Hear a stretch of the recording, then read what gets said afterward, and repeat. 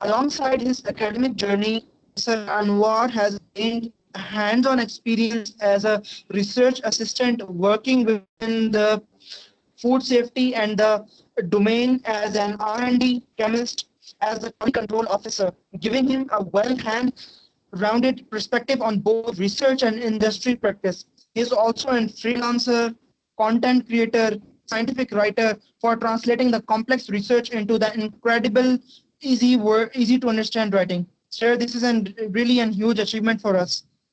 Today, he will be sharing his personal journey and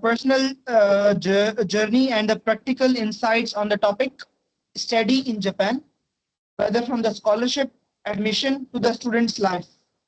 I am sure that his inspiring journey, honest advice, and the first-hand experience will help all of us to understand what truly takes it to study the life in the Japan. Please give him. Please join me in giving him a warm virtual welcome to Mr. Anwar Hussain. Sir, it's our immense pleasure that you are here with us. Thank you Sir, we are truly so much. honored to have you. Sir, the floor is yours now.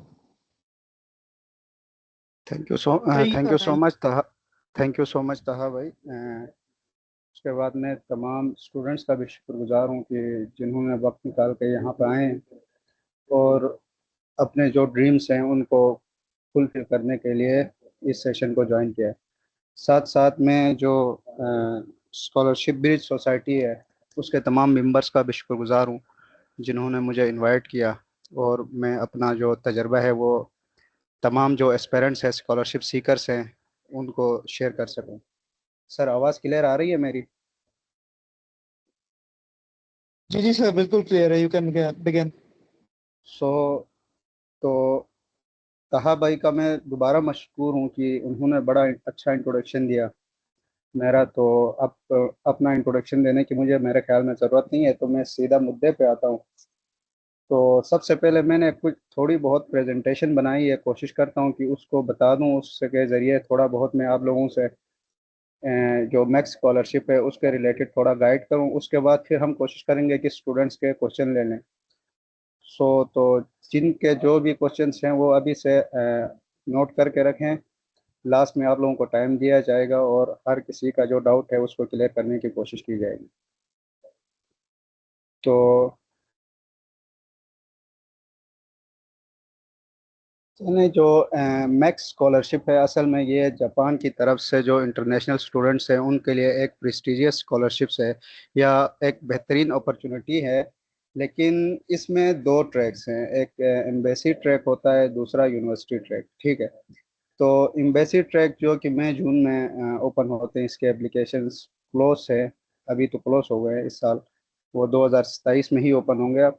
लेकिन जो university take है उसकी applications अभी जुलाई से आप professor को approach कर सकते हैं।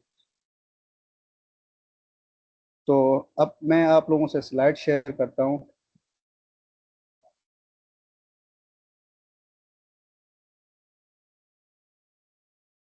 मुझे थोड़ा सा टाइम दे दें आप लोग।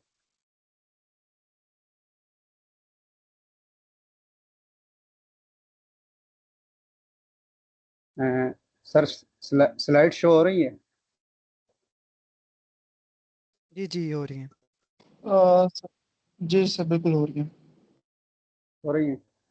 तो जो एप्लीकेशन मेथड है, जैसा कि मैंने बताया, इसमें एक एम्बेसी ट्रैक है, दूसरा यूनिवर्सिटी ट्रैक। ठीक है, इसमें लिटिल बिट डिफरेंस ये होता है कि एम्बेसी ट्रैक जो होता है वो आपकी जो आपके कंट्री की जो एम्बेसी है उसके थ्रू आपके एडमिशन्स होते हैं। इसमें कोई स्पेसिफिक सीट्स होती हैं हर कंट्री के लिए। जैसे पाकिस्तान के लिए आई थिंक जो मास्टर्स है उसके लिए कोई 13 या 14 के करीब सीटें हैं, और प्रोसीजर भी डिफरेंट होता है। हम आज जो ज़्यादातर फोकस करेंगे वो यूनिवर्सिटी ट्रैक की तरफ हम जाएंगे, यूनिवर्सिटी ट्रैक को एक्सप्लेन करने की कोशिश करेंगे और इसका जो प्रोसीजर है पूरा उसको समझने की कोशिश करेंगे।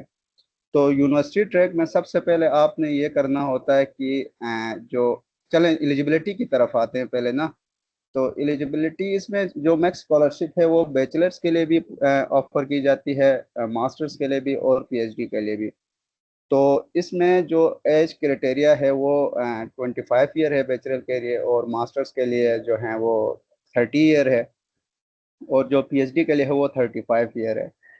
इसमें वैसे तो डिग्री कंप्लीट होना ज़रूरी है, आप तब ही इस एलिजिबल होते हैं, लेकिन आप जब 7 सेमेस्टर में होते हैं या 8 सेमेस्टर में होते हैं, आप तब से प्रोफेसर को अप्रोच करना शुरू कर सकते हैं। आप उनको ईमेल करना शुरू कर सकते हैं। अपना जो रिसर्च प्रोफाइल, आपकी जो भी प्रोफाइल है वो ईमेल के ज़रिए आप अपने प्रोफेसर के साथ शेयर कर सकते हैं। अगर वो आपके साथ अगर उनकी जो रिसर्च है वो अलाइन होती है, तो अगर वो एग्री करते हैं, फिर आप जाके अपने डॉक्यूमेंट्स सबमिट करवाएंगे। तो इसमें वैसे तो सीजीपीए जो पाकिस्तान में है वो 4 है, लेकिन जापान में जो है वो टोटल 3 होती है। तो 3 में से जो 2.3 होती है वो इनकी क्या है, मिनिमम मतलब सीजीपीए रिक्वायर्ड है मैक्स स्कॉलरशिप के लिए। ये मिनी जस्ट रिक्वायरमेंट है, लेकिन सीजीपीए जो होती है वो बहुत ज़्यादा मैटर करती है मैक्स स्कॉलरशिप के लिए। इसमें अगर हम पाकिस्तानी जो 4 जीपीए है टोटल उसकी बात करें, तो उससे हमें आई थिंक 3.4 या 3.3 तो कम से कम एक स्टूडेंट की सीजीपीए होनी चाहिए। अगर इससे कम किसी भी स्टूडेंट की है, तो आई थिंक मुझे नहीं लगता कि उसका एडमिशन होगा या वो क्राइटेरिया में भी फॉल करता है। तो ये मैक्स स्कॉलरशिप जो है वो हाईली कम्पिटेटिव स्कॉलरशिप है। इसमें ये होता है कि आपकी वो थोड़ा बहुत आपका मेजर पे भी डिपेंड करता है, लेकिन जो खासकर जो साइंस रिसर्च बैकग्राउंड के स्टूडेंट्स हैं उनके लिए होता है कि 3.7 कम से कम अगर आपकी सीजीपीए है, तब जाकर आप compete कर सकते हैं बाकी स्टूडेंट्स को और आप ये स्कॉलरशिप अवेल कर सकते हैं। लेकिन ऐसी भी स्टोरीज हम तक आई हैं कि 3.5 या 3.4 तक भी स्टूडेंट्स ये स्कॉलरशिप अवेल करने में कामयाब हो जाते हैं। तो अब स्कॉलरशिप के बेनिफिट्स की बात करते हैं। तो सबसे जो मेन चीज़ है स्टूडेंट्स के लिए वो है ट्यूशन फी। इस स्कॉलरशिप में कोई भी ट्यूशन फी नहीं होती है, मंथली स्टाइपेंड होता है। इवन कि आपका जो आने जाने का जो एयर टिकट होता है वो भी स्कॉलरशिप की तरफ से होता है, और आपको मेडिकल इंश्योरेंस भी प्रोवाइड की जाती है। और एक बेहतरीन चीज़ इसमें ये मुझे सबसे जो अच्छी लगी बात, कि इसमें डॉक्यूमेंट्स वेरिफिकेशन की ज़रूरत नहीं होती है। मींस कि आप एचएससी, मोफा या आईबीसीसी, ये जो इदारे हैं इनसे आपको वेरीफाई करने की अपने डॉक्यूमेंट्स की ज़रूरत नहीं है। आप जस्ट अपनी यूनिवर्सिटी से जो एग्जामिनेशन या कंट्रोलर एग्जामिनेशन जो है वहाँ से आप जस्ट वेरीफाई करवाएंगे आपके अपने डॉक्यूमेंट्स, और वहीं आपने अपनी जो प्रोस्पेक्टिव यूनिवर्सिटी या प्रोफेसर है उन तक वहीं डॉक्यूमेंट्स आपने पहुंचाने, और वो एक्सेप्टेबल है। तो कोई भी डॉक्यूमेंट्स का जितने भी स्टूडेंट्स के अखराजात होते हैं डॉक्यूमेंट्स वेरीफाई करवाने में, वो सारे इसमें एग्जाम्प्ट हैं। तो अब इसमें रिक्वायर्ड डॉक्यूमेंट्स क्या क्या हैं। इनिशियली सबसे पहली चीज़ तो आपके पास आपका पासपोर्ट होना चाहिए। ठीक है, पासपोर्ट जो है वो बेसिक रिक्वायरमेंट्स में से एक है। उसके बाद आप अपनी अच्छी सीवी बनाएं। जो मेजर स्टूडेंट्स रिजेक्ट होते हैं उसमें सबसे ज़्यादा जो फैक्टर होता है वो उनकी सीवी होती है। कुछ स्टूडेंट्स ये होते हैं कि अपनी सीवी जो है वो बहुत लेंथी करते हैं। मींस उनको लगता है कि इससे हमारा इंप्रेशन अच्छा पड़ेगा, या सीवी में फर्दर एक्सप्लेनेशन देते हैं जिसकी वजह से उसकी लेंथ ऑलरेडी बढ़ रही होती है। तो टू द पॉइंट अपनी चीज़ें ऐड करें। मींस कि आप उन चीज़ों पर फोकस ही ना करें, या उन चीज़ों को ऐड ही ना करें जो आपके पास नहीं है। आप उन चीज़ों पर फोकस करें जो आपके पास हैं। मींस अगर आपका कोई रिसर्च है, रिसर्च बैकग्राउंड से आप हैं, तो आप बेशक उसको ऐड करें, नहीं तो आपको ज़रूरत नहीं है कि चीज़ें इधर उधर की ऐड करके अपनी सीवी को ना एक मतलब अपना जस्ट एक इमेज शो करने के लिए मुख्तलिफ किस्म की चीज़ें उसमें ऐड करें। कोशिश करें कि टू द पॉइंट चीज़ें ऐड करें। ठीक है, बस आप अगर कुछ अपनी तरफ से कुछ करना चाहते हो तो एक सेमेस्टर प्रोजेक्ट मतलब अपने जो प्रोस्पेक्टिव प्रोफेसर है उससे अलाइन करके कोई भी आप सेमेस्टर प्रोजेक्ट उसमें ऐड करें। बाकी चीज़ें इधर उधर की ऐड करके अपनी सीवी को ख़राब ना करें। ठीक है, बाकी तो रिक्वायरमेंट्स में आपकी डिग्री चाहिए, ट्रांसक्रिप्ट चाहिए, और इंग्लिश प्रोफिशिएंसी सर्टिफिकेट जो कि आपकी यूनिवर्सिटी प्रोवाइड करती है। अब इसमें ये होती है कि कुछ यूनिवर्सिटीज जो होती हैं वो आइट्स वो करती हैं, डिमांड करती हैं, टोफल डिमांड करती हैं, या एक और टेस्ट होता है ट्विक के नाम से। ये तीनों में से कुछ यूनिवर्सिटीज हैं जो आपसे डिमांड करती है। जैसे कि मेरी यूनिवर्सिटी थी होक्काइडो यूनिवर्सिटी।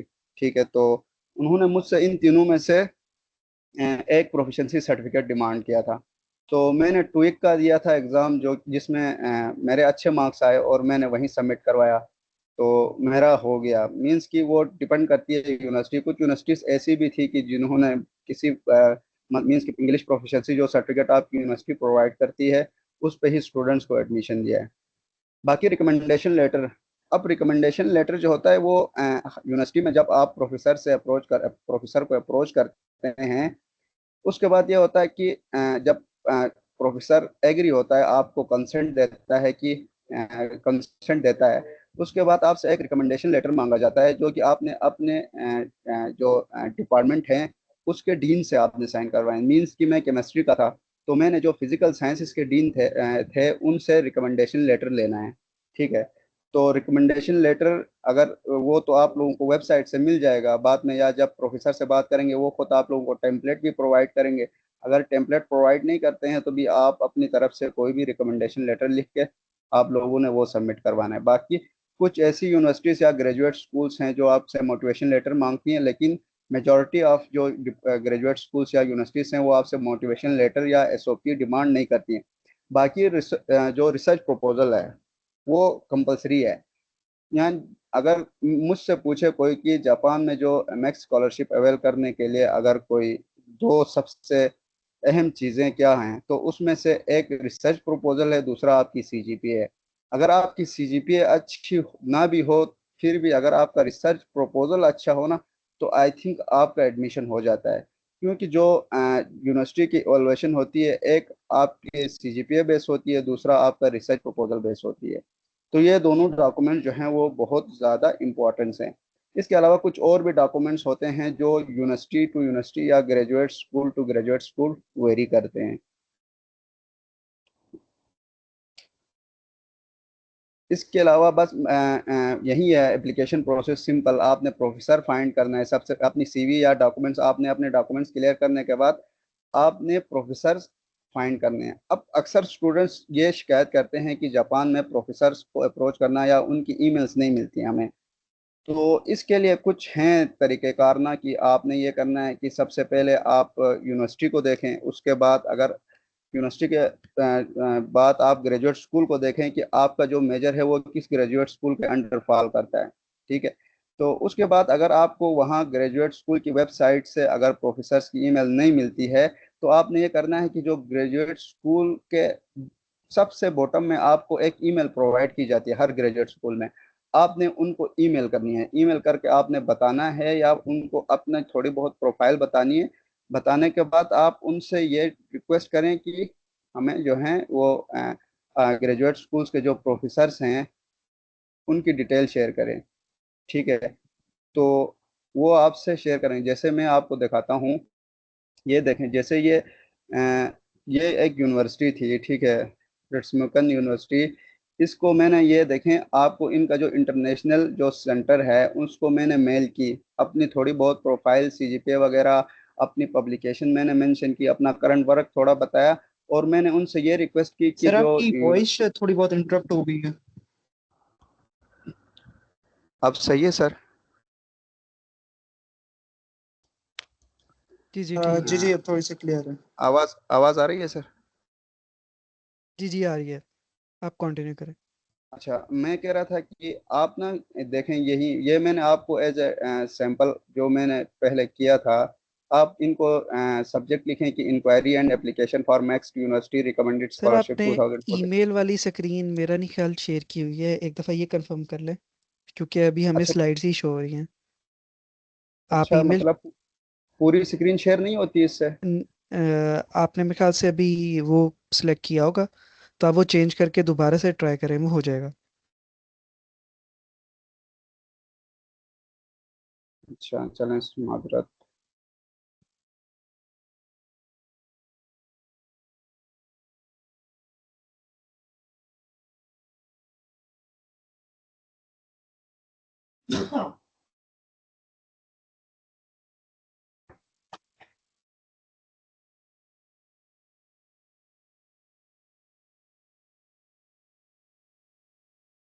अब सही है सर? जी जी अब ठीक है। सही है सर। ठीक है। जी जी तो ये प्लीज़ ईमेल की कंटिन्यू। थी मैंने ये ईमेल की थी रट्समुकन यूनिवर्सिटी की, जब मुझे ना प्रोफेसर्स की ईमेल ना नहीं मिली। ठीक है। मुझे ये पता चल गया कि इस यूनिवर्सिटी की डेडलाइन ये है और मैंने इस प्रोफेसर्स को अप्रोच करना है, लेकिन मुझे ईमेल नहीं मिल रही थी। तो मैंने इनकी जो ग्रेजुएट स्कूल्स था उसके लास्ट में, या उनकी जो मैक्स स्कॉलरशिप की गाइडलाइन होती है हर यूनिवर्सिटी के वेबसाइट में, उससे भी मुझे अक्सर मेल मिल जाती है, ठीक है, ईमेल मिल जाती है। तो वहाँ से मैंने ईमेल उठाई, इनको इस सब्जेक्ट के साथ मैंने ईमेल की, अपनी थोड़ी बहुत मैंने डिटेल बताई, लास्ट में इनसे ये रिक्वेस्ट की कि आप मुझे ना प्रोफेसर्स की प्रोफाइल या उनकी लिंक वगैरह दे दें, या उनकी जो रिसर्च बैकग्राउंड वगैरह जहाँ पे भी होता है, ठीक है, वो सारी चीज़ें प्रोवाइड करें। तो आप इनकी तरफ से मुझे रिस्पॉन्स आया, देखें बड़े अच्छे तरीके से जापान वाले जो है ना वो आपको रिस्पॉन्स करते हैं। और ये यूनिवर्सिटी मैंने अभी इसकी एग्जांपल इसलिए आप लोगों को दिखाई है, ये जो यूनिवर्सिटी है ना इसमें मास्टर्स के लिए कोई भी एक्सेप्टेंस ज़रूरत नहीं होता। मींस कि आप बगैर एक्सेप्टेंस लेटर के या बगैर प्रोफेसर को अप्रोच किए आप इस यूनिवर्सिटी में, वाहिद मेरे ख्याल में ये यूनिवर्सिटी है जापान की जहाँ पे आप बगैर किसी प्रोफेसर को अप्रोच किए आप अपने वो एप्लीकेशन फिल कर सकते हैं, ठीक है। ये इसका नाम है, आप लोग इसको नोट करें। और इसकी जो डेडलाइन है वो आई थिंक दिसंबर के करीब होती है हर साल, ठीक है। तो आप लोग इसको नोट करें, इसमें आप अगर प्रोफेसर को अप्रोच करते हैं वो आपको रिस्पॉन्ड करता है तो अच्छी बात है। आप उससे गाइडलाइन ले सकते हैं रिसर्च प्रपोजल के रिलेटेड या दूसरे चीज़ों के रिलेटेड, आप उससे गाइडलाइन ले सकते हैं, लेकिन बगैर प्रोफेसर के भी आप उससे इसमें अप्लाई कर सकते हैं। अब देखें ना, इन्होंने यहाँ पर क्लियरली मेंशन किया हुआ है, देखें, ये देख, ठीक है, ये यहाँ पे you do not need to contact, ये देखें। मीन्स कि आपको ज़रूरत नहीं है कि आप ना इस यूनिवर्सिटी में किसी भी प्रोफेसर से अप्रोच करें। बाकी तमाम यूनिवर्सिटीज़ में आपने पहले प्रोफेसर से कंसर्न लेना है, उसके बाद प्रोफेसर के थ्रू ही अपने डॉक्यूमेंट्स आपने सबमिट करवाने हैं। तो डेडलाइन की बात करें तो आप जुलाई से मतलब शुरू कर सकते हैं प्रोफेसर्स को ईमेल करना। फिर जाके जो ज़्यादातर जो यूनिवर्सिटीज़ हैं उनकी डेडलाइन जो है वो सितंबर के शुरू से लेकर नवंबर तक ख़त्म हो जाती है। लेकिन कुछ यूनिवर्सिटीज़ हैं जो मतलब ये मेजॉरिटी यूनिवर्सिटीज़ की यही 2 मंथ में एडमिशन्स क्लोज होते हैं। बाकी कुछ यूनिवर्सिटीज़ हैं जिनके जनवरी में भी होते हैं, दिसंबर में भी होते हैं, ठीक है। तो वो आप लोगों को सबसे पहले यूनिवर्सिटीज़ की एक लिस्ट बनानी होगी। उसके बाद आप हर इवन की हर यूनिवर्सिटी के बाद अब यूनिवर्सिटी के अंदर जो ग्रेजुएट स्कूल्स होते हैं दो या जितने भी, उनकी डेडलाइन भी डिफरेंट होती है जापान में। तो आपने थोड़ा बहुत होमवर्क करके आपने अपने जो ड्रीम है अगर उसको आपने अचीव करना है तो आपने होमवर्क ज़रूर करना है कि आपने यूनिवर्सिटीज़ की लिस्ट बनानी है। आपकी जो आपका जो मेजर है उसके रिलेटेड जो ग्रेजुएट स्कूल्स हैं उसकी वेबसाइट आपने देखनी है कि 2026 मतलब मींस कि 2025 में उनकी डेडलाइन क्या थी। जो 2025 में थी वही डेडलाइन 2026 में भी रहेगी। इतना फर्क नहीं होता, 1-2 दिन ऊपर नीचे हो सकते हैं अगर कोई हॉलीडे आती है तो, नहीं तो कुछ भी नहीं, वही डेडलाइन ही रहती है, ठीक है। तो ये इसके जो बेसिक थी मतलब नेक्स्ट स्कॉलरशिप के रिलेटेड वो मैंने आप लोगों से शेयर की। बाकी आप लोग स्टूडेंट्स क्वेश्चन पूछें, अगर किसी का कोई डाउट है तो फिर उस हिसाब से आप लोगों के जो डाउट्स हैं वो भी क्लियर होंगे।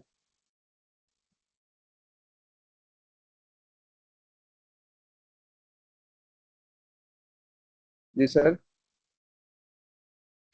ओके, सर मेरा एक थैंक क्वेश्चन यू। था। जी थैंक यू जी, जी जी, कंटिन्यू। जी जी प्लीज। सर। सर मेरा एक क्वेश्चन था कि आपने अभी जिस तरह बताया ना कि मतलब आप हमने मतलब प्रोफेसर्स को फाइंड आउट करना है, लेकिन अगर हम सेकेंड या थर्ड सेमेस्टर में और अगर हम अप्लाई करना चाहते हैं तो उसका तरीक़ेकार क्या होगा? क्या हम अपने प्रोजेक्ट्स वगैरह या जो हमारा रिसर्च थोड़ी बहुत हुई हुई है क्या हम वो शो करेंगे या what we will show? Sir आप सेकंड या third semester under graduation bachelors की बात करें या एमफिल की बात कर रहे हैं? सर मैं अंडर की बात कर रहा हूँ। अंडर ग्रेजुएट की बात कर रहे हैं? जी। देखें अंडर ग्रेजुएट में ना जब आप 7 सेमेस्टर में जाएंगे ना तब से ही आपने अप्लाई करना है। उससे पहले अगर प्रोफेसर एग्री भी होता है ना तो क्योंकि आपके पास डिग्री नहीं होती है तो इसका कोई फायदा नहीं है। आप जब 7 सेमेस्टर में आएंगे ना मींस आप अब समर वेकेशन चल रही है, ठीक है, सपोज पाकिस्तान में। अब यहाँ से जाने के बाद आपका 6 सेमेस्टर अगर किसी का कंप्लीट हुआ है, अभी समर वेकेशन हुई है, 7 सेमेस्टर में वो अब ज्वाइन करेगा सितंबर में। तो अब 7 सेमेस्टर में जब वो यूनिवर्सिटी जाता है वहां से वो अप्रोच करना शुरू करे, क्योंकि ये टाइम ही वही है कि आपको 2027 में जाके एडमिशन मिलना है सितंबर में, ठीक है। तो अगर वो अभी 7 सेमेस्टर में है, वो प्रोफेसर को अप्रोच करता है, अपनी बैकग्राउंड बताता है, हो सकता है उसका कोई पब्लिकेशन, उसकी पब्लिकेशन भी हो। अगर पब्लिकेशन ना भी हो तो फिर जापान वालों को आइडिया है कि पाकिस्तान में जो एजुकेशन है वो ज़्यादातर थ्योरेटिकल है, ठीक है। तो रिसर्च बेस नहीं है, वो उनको आइडिया है। आप बस जस्ट अपना इंटरेस्ट शो करवाएं, प्रोफेसर को अप्रोच करें। जब आपके 8 सेमेस्टर्स कंप्लीट होंगे, आपकी डिग्री होगी ना, तब तक आपके डॉक्यूमेंट्स भी आप तक पहुंच जाएंगे। और प्रोसीजर बहुत लॉन्ग है, पूरा साल इसमें लगता है, ठीक है। मीन्स कि मैंने अक्टूबर में अप्लाई किया था पिछले साल, ठीक है, जाके मुझे इसी कोई 15-20 दिन पहले मुझे लेटर मिला है फाइनल। दरमियान में प्रोसीजर बहुत लंबा होता है, 3-4 इंटरव्यू मेरे हुए थे तकरीबन। तो इस सब के जो प्रोसीजर है, या इस पूरे दौरान में ना आपके 2 सेमेस्टर्स निकल जाते हैं। अब मैंने 2025 में मेरी डिग्री हुई थी, अब पूरा 25 भी निकल गया, अब 26 के भी, मतलब देखें आप, 7वां महीना चल रहा है। मीन्स कि मेरा 1 साल यहाँ पर दरमियान में एम ही ज़ाया हो गया, ठीक है। तो आप 7 सेमेस्टर से अप्लाई करें, उससे पहले आप अप्लाई नहीं कर सकते हैं। Okay, sir. Thank you very much. Thank you so much, Mr. Anwar Hussain. On behalf of Scholar Bridge Society, thank you for sharing your journey and giving us such a clear picture of scholarships, admissions, and student life in Japan. Your session has आवाज आ given रही है? us a deeper understanding of how students can plan their applications, prepare for opportunities like the MEX scholarship, and confidently take the first step towards studying abroad. We are truly grateful for your time and for showing hundreds of students that this dream is within reach. Now we हाँ, will आवाज आ move. रही है? जी जी, आवाज आ रही है। Question थे यार, question करने में उसके बाद फिर इसका जी जी। Okay, so basically I'm going to give you a little guidelines regarding question and answer session.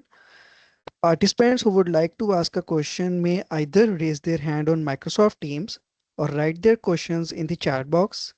Please keep your questions brief and relevant so that we can accommodate as many participants as possible.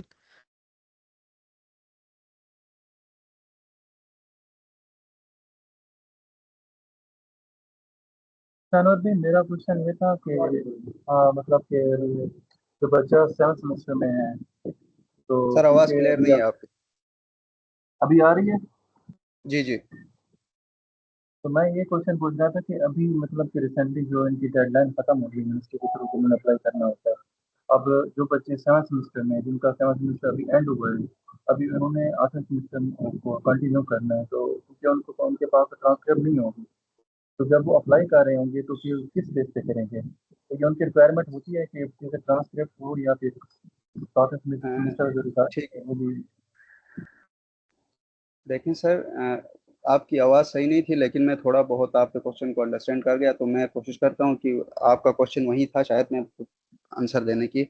अब इसमें यह है कि अगर किसी student के पास 6 semester या 7 semester में है, उसके पास उसका ट्रांसक्रिप्ट या डिग्री वगैरह नहीं है, ठीक है। तो आप ये पूछना चाह रहे हैं कि वो कैसे अप्लाई करेगा, ठीक है। इनिशियली आप प्रोफेसर को जब अप्रोच करते हैं ना, आप अपना जो आपका ऑन गोइंग समझ या जो आपका रिसेंट, मतलब 6 सेमेस्टर अगर आपका क्लियर है तो उसकी जो सीजीपीए है ना, आप वो ही बताएं। बाकी सीवी भी आप उसी हिसाब से बताएं। आप प्रोफेसर को ये भी अपनी ईमेल में मेंशन करें कि मेरे इतने सेमेस्टर्स कंप्लीट हुए हैं, अब जो नेक्स्ट 2027 का सितंबर इनटेक है, उससे पहले मुझे जून जुलाई में डिग्री मिल जाएगी, तो मैं अपने डॉक्यूमेंट्स सारे तब आपको प्रोवाइड करूंगा। लेकिन अब कुछ यूनिवर्सिटीज़ होती हैं कि वो आपसे एडवांस में डिमांड करती हैं, तो आप ना अपने जो यूनिवर्सिटी हैं उनसे रिक्वेस्ट करके कोई होप सर्टिफिकेट टाइप या कोई इस तरह का, या जो आपके 6 सेमेस्टर गुजरे हैं उसकी भी ट्रांसक्रिप्ट निकाल के आप उनको ना सॉफ्ट फॉर्म में जमा करवाएं। बाकी जो हार्ड कॉपीज हैं, हार्ड डॉक्यूमेंट्स हैं, वो चाह रहे हैं आपको जब आपकी फाइनल सिलेक्शन होती है मैक्स स्कॉलरशिप की तरफ से, ठीक है। इसमें यह होता है कि प्रोफेसर जो है ना, इनिशियली आपसे डॉक्यूमेंट्स लेने के बाद जो यूनिवर्सिटी है वहाँ सबमिट करवाता है, फिर यूनिवर्सिटी में यूनिवर्सिटी जो है वो मैक्स स्कॉलरशिप जो इदारा प्रोवाइड करता है उनको देती है आपके डॉक्यूमेंट्स। मीन्स 20 प्रोफेसर हैं, तो हर प्रोफेसर एक एक दो दो स्टूडेंट्स अपने लिए चूज करते हैं कि हम इन स्टूडेंट्स को अपने अंडर लैब में एक्सेप्ट करना चाहते हैं। अब सपोज कि आपके ग्रेजुएट स्कूल में 20 प्रोफेसर थे, 3 सीटें हैं या 3 स्लॉट्स थी, अब उन सब के दरमियान कंपटीशन होगी, सबके डॉक्यूमेंट्स आगे मैक्स स्कॉलरशिप के पास जाएंगे। वो सबकी प्रोफाइल या सबके जो डॉक्यूमेंट्स थे उसको इवलुएट करने के बाद 3 स्टूडेंट्स को ही फाइनलाइज करती हैं। वहां पे फिर वो जो फाइनल रिजल्ट आता है मैक्स स्कॉलरशिप की तरफ से, इस ये जो ड्यूरेशन है ना, इसमें 7 से 8 मंथ लगते हैं पूरे, ठीक है। ये ऐसे बताने में तो मतलब जल्दी से पूरा खत्म हो गया, लेकिन इस ड्यूरेशन में ना काफी टाइम लगता है, ठीक है। तो आप तब तक आपकी 2 सेमेस्टर्स कम से कम कंप्लीट होते हैं जब आप अप्लाई करते हैं इसमें। तो वहां से जब फाइनल होती है तो उसके बाद ही आपने अपने हार्ड जो डॉक्यूमेंट्स हैं वो आपने यूनिवर्सिटी को भेजने हैं बाई पोस्ट, ठीक है। तो तब तक आपके डॉक्यूमेंट्स मिल जाएंगे। इसीलिए मैं कह रहा हूँ कि 7 सेमेस्टर वाले अप्लाई कर सकते हैं, 8 सेमेस्टर वाले कर सकते हैं, उससे पहले वाले नहीं कर सकते क्योंकि उनके डॉक्यूमेंट्स क्लियर नहीं होंगे। आई होप कि आपका जो क्वेश्चन था वो क्लियर हुआ है। क्वेश्चन क्लियर हो। क्वेश्चन और था कि जो अभी आप बात कर रहे थे कि रिसर्च बहुत ज़्यादा मैटर करती है, वही सवाल से मेरा क्वेश्चन था कि उसके लिए फिर आपका पेपर पब्लिश होना जरूरी है या फिर सिर्फ आपकी रिसर्च कंट्रीब्यूशन ही रहना बिना होती है? सर दूसरा ये माजरत कि सर, नेशनल आपकी रिसर्च आवाज़ नहीं आ रही। आवाज़ मुझे बिल्कुल भी क्लियर नहीं आ रही अभी आ आपकी रही है, ना। अभी थोड़ी इको अभी आ इको रही है। टाइप आती है आपकी आवाज़। पहले मैं फिर मोबाइल से ऑन करता हूँ, फिर वहाँ से क्वेश्चन करता हूँ।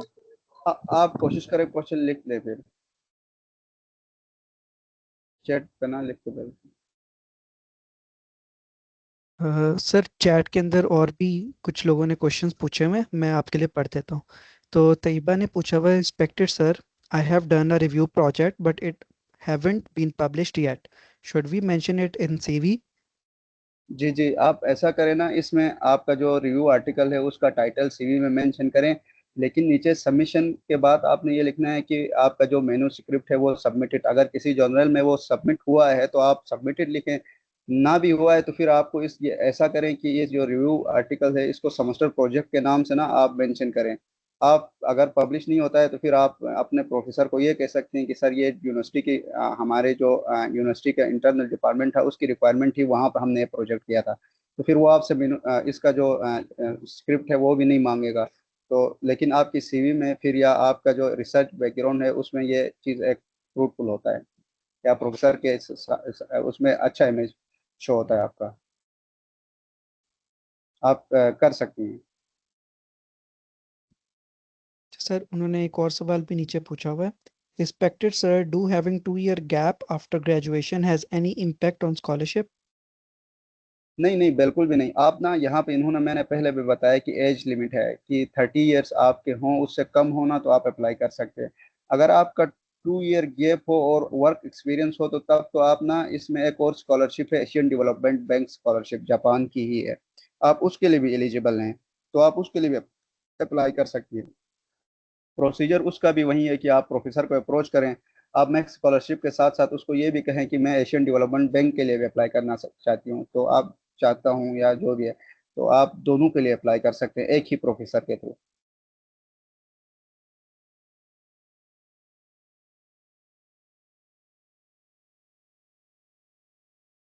यहाँ पे सर एक, हाँ जी ये हाँ जी।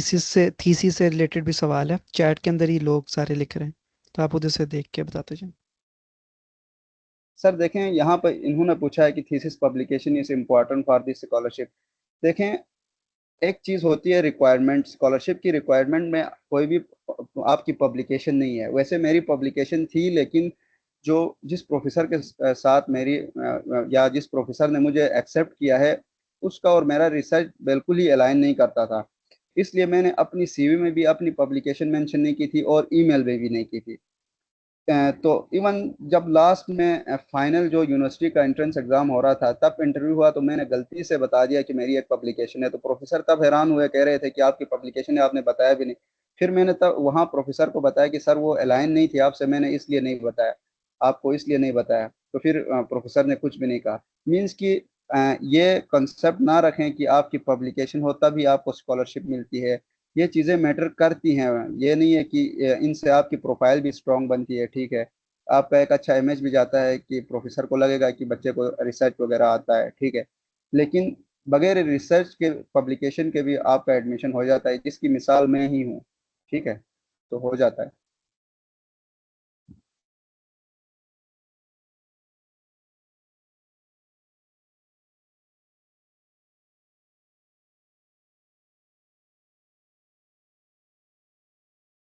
यहाँ पे एक स्टूडेंट ने क्वेश्चन किया है कि लैंग्वेज कितनी मैटर करती है। अगर सच्ची बात बताऊं ना तो हम पाकिस्तानियों से भी बुरी है उनकी इंग्लिश, जापान वालों की ना। उनके कुछ क्वेश्चंस तो मुझे खुद इंटरव्यू में भी समझ नहीं आ रहे थे। मेरा प्रोफेसर फॉरेन से पढ़ा था, तो वो मुझे ट्रांसलेट कर रहे थे कि ये कोई एक प्रोफेसर था, उसके क्वेश्चंस मुझे उसका जो लहजा था वो मुझे समझ नहीं आ रहा था, तो वो मुझे ट्रांसलेट करके बता रहे थे। तो लैंग्वेज हमारी जैसी ही है, उनकी भी इंग्लिश। बाकी मैंने पहले भी कहा है कि जो प्रोफिशिएंसी सर्टिफिकेट की बात है, वो कुछ यूनिवर्सिटीज़ हैं वो आपसे आईएलटीएस, टोईक या टोफल वगैरह मांगते हैं, डिमांड करते हैं। क्योंकि वो भी मैक्स स्कॉलरशिप के रिक्वायरमेंट्स नहीं है, वो जो है ना वो आपको ग्रेजुएट स्कूल की एंट्रेंस एग्जाम की रिक्वायरमेंट्स होती हैं, वहाँ पे आपको सबमिट करवाना पड़ता है। अच्छा, एक स्टूडेंट का क्वेश्चन है कि सर बैचलर्स जापान से कर सकते हैं?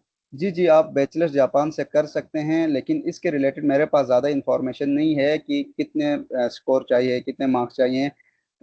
लेकिन स्टाइपेंड अच्छा होता है। कोई 1,17,000 के करीब, यन के करीब स्टाइपेंड दिया जाता है। तो फैसिलिटेट करते हैं मैक्स वाले, उनको भी स्कॉलरशिप प्रोवाइड करते हैं। आप इसके रिलेटेड यूनिवर्सिटीज़ में जाकर ना, या कॉलेजेस जो भी हैं वहाँ जाके आप वेबसाइट में देख लें, आपको ज़्यादा इन्फॉर्मेशन मिलेगी।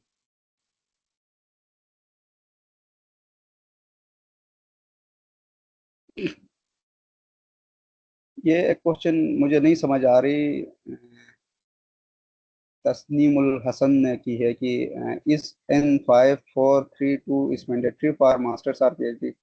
इस क्वेश्चन की मुझे समझ नहीं आ रही है, तो काइंडली ये दोबारा पूछें, थोड़ा एक्सप्लेन करके बताएं।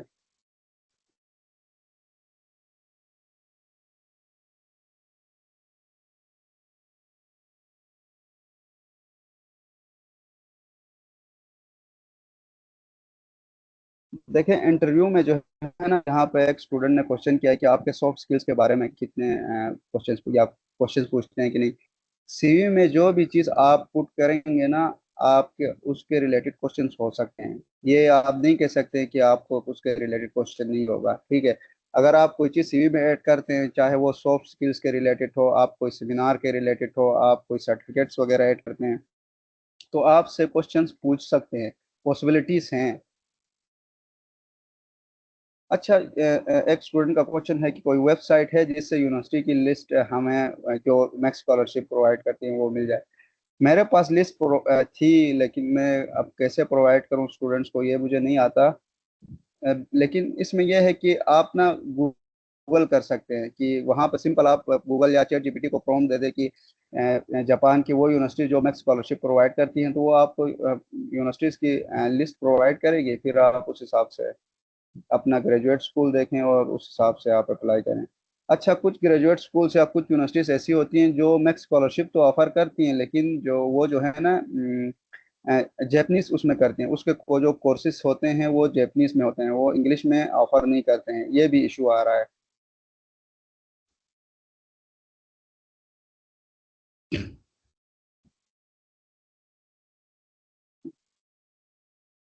अच्छा, यहाँ पे एक स्टूडेंट ने कहा कि सर आपने 5 6 7 जो है इंटर्नशिप्स की हुई हैं, सीजीपीए भी आपकी 3+ है और पेपर भी पब्लिश है, ये वो।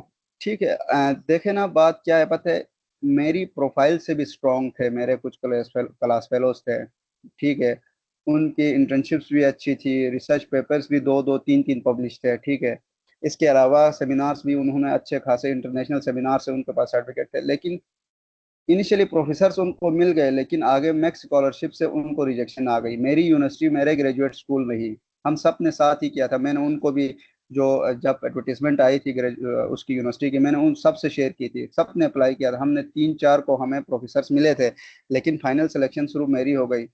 मीन्स कि मेरा जो प्रोफेसर था उसने गाइड भी मुझे अच्छे से किया था, रिसर्च प्रपोजल मेरा बड़ा अच्छा बना था। तो रिसर्च प्रपोजल जो है ना वो सबसे ज़्यादा मैटर करता है। सीजीपीए नो डाउट, सीजीपीए आपकी मैटर करती है, लेकिन रिसर्च प्रपोजल जो है ना वो सबसे इंपॉर्टेंट चीज़ है। मुझे प्रोफेसर ने खुद रिकमेंड किया था, रिसर्च जो टाइटल था रिसर्च प्रपोजल का, तो उस पर मैंने तकरीबन कोई 1 मंथ के करीब काम किया था। यही है ना कि अभी आप जून जुलाई में आप प्रोफेसर को अप्रोच करते हैं तो आपको बहुत टाइम मिल जाता है कि अब उनकी डेडलाइन जो है वो जाकर सितंबर अक्टूबर में आती है। तब तक आप आराम से बैठ के ना रिसर्च प्रपोजल बना सकते हैं। आप अपने सीनियर प्रोफेसरों से उसको रिव्यू करवा सकते हैं, अपने कुलीग से रिव्यू करवा सकते हैं, ठीक है। तो इस तरह फिर आप अच्छे से प्रपोजल बनाएं, आपका एडमिशन हो जाता है। एक पूछ रहा है मेरा सीजीपीए, मेरा जी सीजीपीए जो है वो 3.81 था।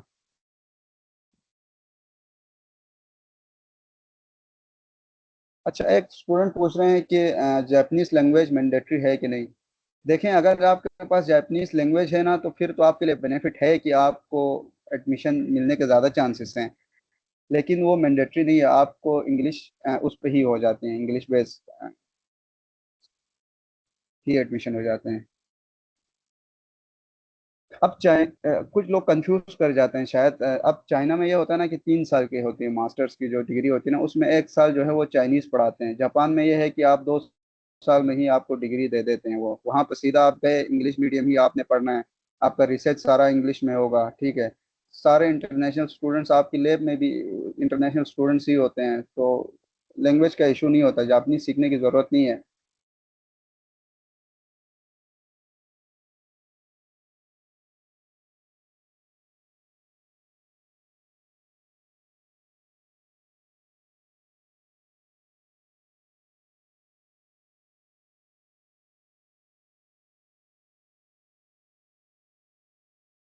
अच्छा, कितने लोगों को स्कॉलरशिप मिलता है? देखें, ये डिपेंड करता है आपके ग्रेजुएट स्कूल पे। जब आप गाइडलाइन पढ़ेंगे ना ग्रेजुएट स्कूल के, तो वहाँ पर मेंशन होता है कि कुछ मैक्सिमम ग्रेजुएट स्कूल्स को जो डिस्ट्रीब्यूशन होती है ना सीट्स, वो 3 होती हैं। मैंने उससे ज़्यादा नहीं देखी आज तक। किसी को 3 मिलती हैं, किसी को 2, इवन किसी को 1 भी होती हैं। एक स्लॉट भी होती है मास्टर्स के लिए, पीएचडी के लिए एक। तो इसीलिए कम्पिटेटिव है मैक्स स्कॉलरशिप जो है ना। इसमें सीटें बहुत कम हैं, डिस्ट्रीब्यूशन की हुई है इवन ग्रेजुएट स्कूल्स में, ठीक है। तो इतनी ज़्यादा यूनिवर्सिटीज़ हैं तो फिर 2 3 ही मिल जाती हैं हर यूनिवर्सिटी या हर ग्रेजुएट स्कूल को।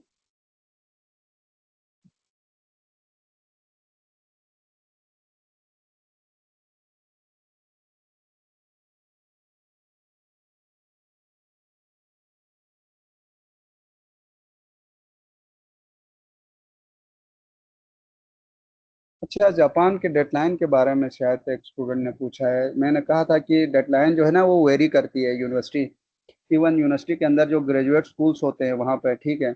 अब हमारे पाकिस्तान में ऐसा नहीं है कि ग्रेजुएट स्कूल्स नहीं होते हैं, यूनिवर्सिटी के अंदर डिपार्टमेंट्स होते हैं, वहाँ पे फिर उनको ग्रेजुएट स्कूल्स का नाम दिया जाता है। अब एक ग्रेजुएट स्कूल्स के अंदर डिफरेंट डिविजन्स होती हैं, मींस कि सपोज की केमिस्ट्री है तो इसको graduate school of life sciences या फिजिकल साइंसेस के नाम से ना अंदर फिर उसके chemistry, applied chemistry, bio chemistry या मेडिसिनल केमिस्ट्री, ये सारी चीज़ें इसके अंदर आ जाती हैं। फिर हर जो डिवीजन है उसके अंदर 20 20 या 30 के करीब प्रोफेसर्स होते हैं। तो उन सब के बीच में ना 3 या 4 स्लॉट्स होती हैं। यानी अगर एक ग्रेजुएट स्कूल के अंदर 4 डिवीजन्स हैं तो 3 सीटें हैं, तो उन सब के बीच आपने compete करना है।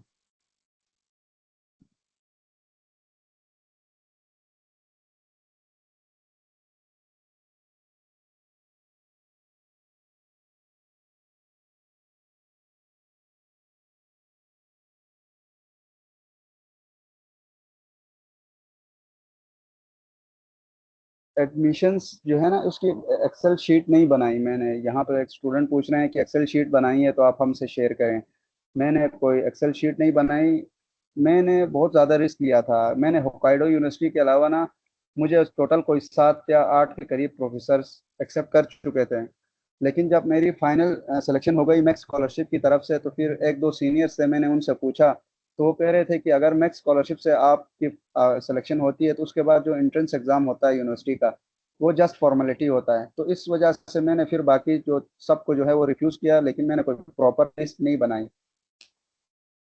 मैं डेली जो है मैंने एक अपना प्लान बनाया हुआ था ना कि हर हफ्ते में मैंने 3 यूनिवर्सिटीज़ को फोकस करना है, ठीक है। मैंने जुलाई से शुरू किया था। हर हफ्ते में मैं 3 यूनिवर्सिटीज़ को टारगेट करता था। वहाँ फिर ग्रेजुएट स्कूल्स विजिट करके प्रोफेसर्स की ईमेल्स निकालना, ग्रेजुएट स्कूल्स पे ईमेल करना, उनके ईमेल रिप्लाई का वेट करना। हफ्ते में 3 यूनिवर्सिटीज से अगर पॉजिटिव रिस्पॉन्स आता है तो ठीक, नहीं तो मैं फिर आगे मूव ऑन करता था कि दूसरी यूनिवर्सिटीज़ 3 सेलेक्ट करता था। इसी तरह अपना एक प्लान बनाएं, ठीक है, अपनी अच्छी से सीवी बनाएं, अच्छा सा एक ईमेल जो फॉर्मेट है जिसमें प्रॉपर आपका अपना इंट्रोडक्शन हो, आपका रिसर्च बैकग्राउंड हो, प्रोफेसर का रिसर्च थोड़ा बताएं कि हमने ये आपके पेपर्स पढ़े थे। फिर दोनों को इंटीग्रेट करने की कोशिश करें कि मेरा रिसर्च और आपका रिसर्च इस तरह एक दूसरे से अलाइन कर रहा है और मैं ये चीज़ें इसमें कंट्रीब्यूट इन चीज़ों में कंट्रीब्यूशन दे सकता हूँ। तो इस तरह टू द पॉइंट, बहुत शॉर्ट और सिंपल इंग्लिश में आप लोग चैट जीपीटी से फिर ईमेल लिखवा के बहुत मुश्किल वर्डिंग में भेजेंगे ना, तो प्रोफेसर्स को इतना टाइम भी नहीं होता, फिर वो समझने में मुश्किल आ जाती है। मैंने जैसे पहले कहा था कि जापानीज को इंग्लिश इतनी अच्छी नहीं आती, ठीक है। तो to the point simple email लिखें, मैक्सिमम एक पेज की हो, बस उससे ज़्यादा ना हो। ठीक हो गया।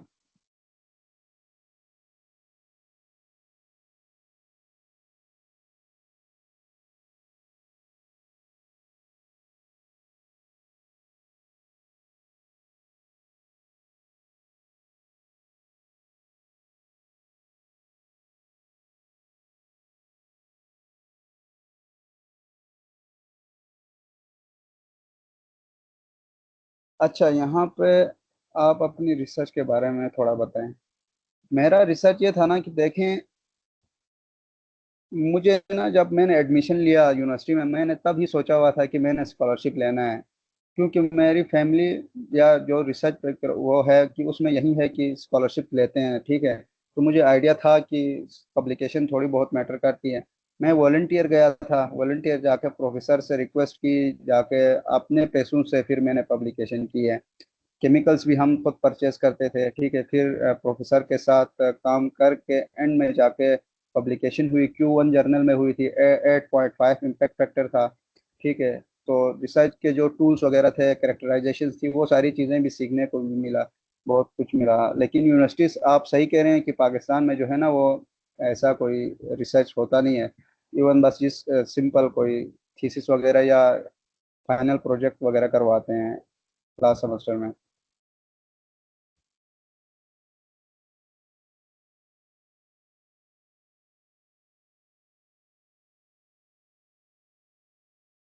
अच्छा, हमने सबको अलाउ कर दिया। अब हर कोई अपना माइक जो है ना अनम्यूट भी कर सकता है। तो प्लीज़ अगर किसी का कोई सवाल रह गया है या कोई मज़ीद एक्सप्लेनेशन चाहता है तो वो अपना सवाल छोटे रखिएगा ताकि सबको मौका मिले। और बस यही है। अच्छा, यहाँ पे एक स्टूडेंट क्वेश्चन पूछ रहे हैं कि सर, अगर हमारी प्रीवियस रिसर्च अलाइन ना कर रही हो प्रोफेसर से, तो फिर हम ईमेल में मेंशन करें या ना करें। अच्छा, देखें, कोशिश करो ना कि अपने आप को थोड़ा मल्टी डायमेंशनल बनाए। हर प्रोफेसर को ना प्रोफेसर के हिसाब से अपनी सीवी बनाए। ये मैं ना देसी टोटके जो पाकिस्तानी जुगाड़ नहीं कहते हैं वो वाले बता रहा हूँ। अगर आपकी कोई पब्लिकेशन है या आपका कोई सेमेस्टर प्रोजेक्ट है ना, अगर आप सिर्फ उसके रिलेटेड प्रोफेसर ढूंढने में लगेंगे तो आप फ्रस्ट्रेटेड होंगे। फिर आपको ऐसे प्रोफेसर्स भी ना मिले शायद जो आपके रिसर्च से अलाइन करते हों। अगर मिले भी तो आपको शायद रिस्पॉन्स ना आता हो।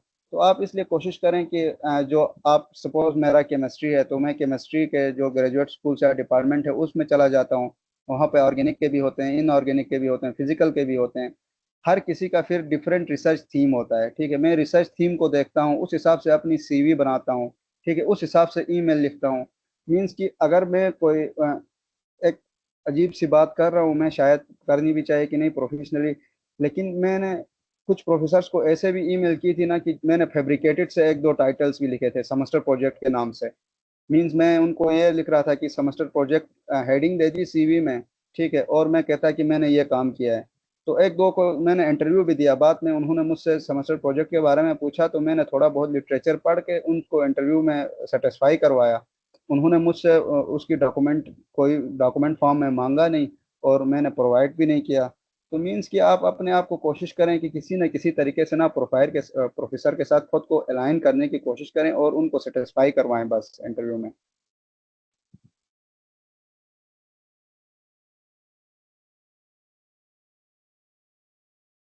जी, और कोई स्टूडेंट जिसका कोई क्वेश्चन है? अगर किसी स्टूडेंट का क्वेश्चन मिस हुआ है यहाँ मुझसे तो वो भी दोबारा मैसेज चैट बॉक्स में आए।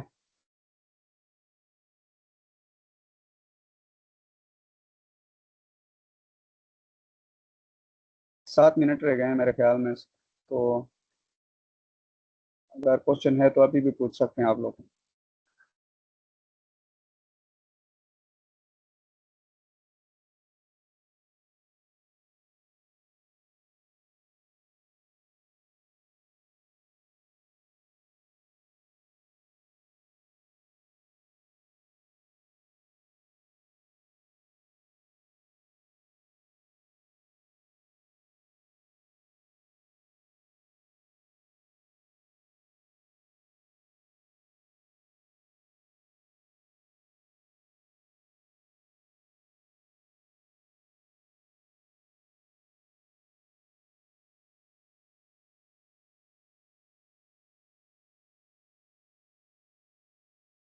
देखें यहाँ पे एक स्टूडेंट पूछ रहे हैं कि have you any idea about masters in game.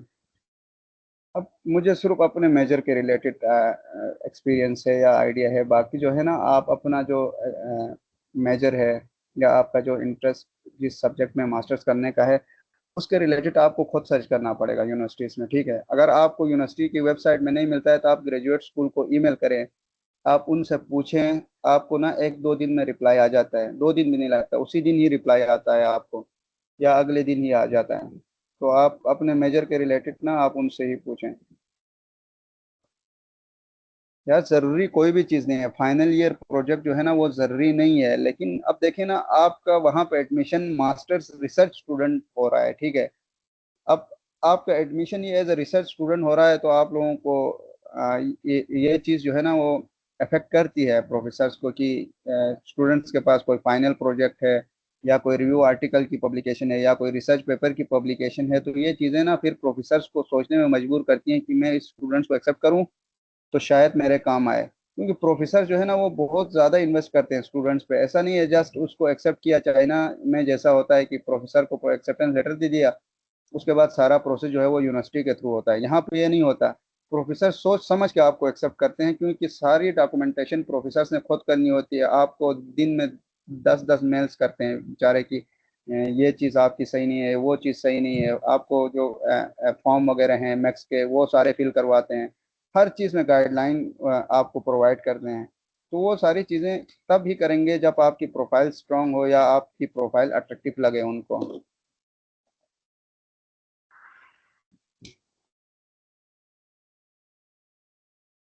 अब यूनिवर्सिटी भी मैटर करती है कि नहीं, जी ज़रूर करती है। अब यूनिवर्सिटी की रैंकिंग मैटर करती है। कुछ यूनिवर्सिटीज़ हैं जैसे होकाइडो यूनिवर्सिटी है ना, देखें इसकी वर्ल्ड रैंकिंग में इसकी अच्छी रैंकिंग है, ठीक है। तो इस वजह से इसके जो रिक्वायरमेंट्स हैं ना या जो डॉक्यूमेंटेशन है वो भी बड़ी स्ट्रिक्ट होती हैं। इसमें आइल्स मांगते हैं कुछ और भी, मतलब बड़ी इन्होंने ना बड़ा जलील किया। वैसे मुझे ना मैंने कोई 3 बार यहाँ से डॉक्यूमेंट्स पोस्ट के जरिए भेजे, हर बार रिजेक्ट करते थे कोई ना कोई बहाने से। मीन्स कि जो जिन यूनिवर्सिटीज़ की ना रैंकिंग अच्छी होती है वहाँ पर ना कंपटीशन भी ज़्यादा होता है और वो आपको थोड़ा फिर परेशान भी करते हैं। तो इस वजह से अगर किसी स्टूडेंट की सीजीपीए अच्छी नहीं है तो ना फिर वो देखें कि आसपास जो दूर दराज इलाके में होती है ना कुछ यूनिवर्सिटीज़ जो न्यूली इस्टेब्लिश होती हैं, तो उनमें अप्लाई करें। अक्सर स्टूडेंट्स को उनका आइडिया भी नहीं होता है, फिर वहाँ पे एडमिशन आराम से होता है। मेरे कुछ जानने वाले हैं जिनकी 3.45 के करीब भी सीजीपीए थी, उनका भी बोटनी में मेरे ख्याल में मास्टर के लिए एडमिशन हुआ है।